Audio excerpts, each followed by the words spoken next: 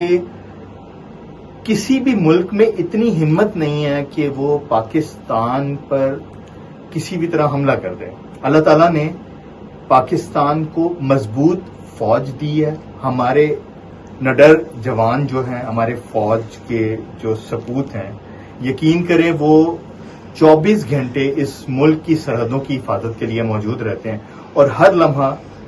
جذبہ شوق شہادت سے بھرپور وہ اپنی زندگی گزارے ہوتے ہیں۔ اب بات یہ ہے کہ چونکہ دشمن اس پاک دھرتی پر یہ دو بڑی وجوہات ہیں، ایک تو ہماری پاک فوج اور دوسرا ہمارے پاس ایٹمی ہتھیار موجود ہیں، اور اس کے علاوہ ان ہتھیاروں کو چلانے والے جو بھی لوگ ہیں وہ اتنے انٹیلیجنٹ ہیں، اتنے نڈر ہیں، اللہ تعالیٰ سے اتنے قریب ہیں کہ دشمن سوچ بھی نہیں سکتا کہ پاکستان کی طرف بری نظر اٹھائے۔ ہاں، بیانات کی حد تک جو ہے وہ میڈیا کو انگیج کرنے کے لیے ہمارا جو ہمسایہ ملک ہے وہ اس طرح کی حرکتیں کرتا ہے، لیکن ایک چیز میں آپ کو بتا دوں کہ آج کل کے دور میں جو سب سے اہم چیز ہے وہ ٹریڈیشنل وار نہیں ہے۔ دشمن کہیں نہ کہیں ہمارے لوگوں کو نقصان پتہ کیسے پہنچا رہا ہے، وہ سوشل میڈیا کے ذریعے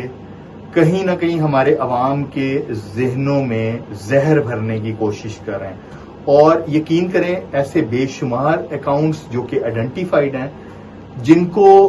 دشمن قوتیں اس وجہ سے بلاک نہیں کرتی ہیں، جن کے یہ سوشل میڈیا ہیں،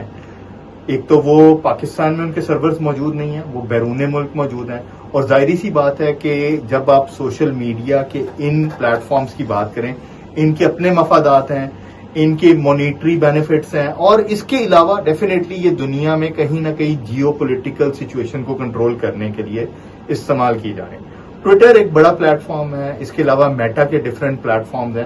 ایک بات کا خیال رکھا کریں،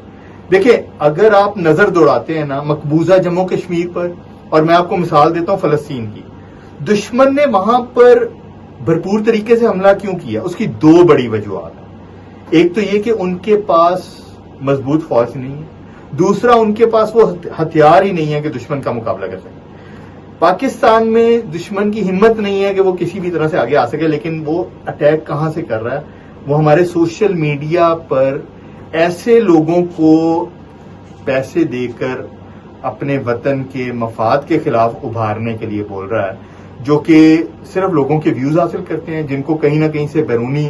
ڈالرز مل رہے ہیں، اور وہ ہماری پاک فوج کا امیج خراب کرنے کی کوشش کرتے ہیں، اور کہیں نہ کہیں ملکی مفادات کو عام لوگوں کے ذہن میں بہت برا کر کے پیش کر رہے ہیں۔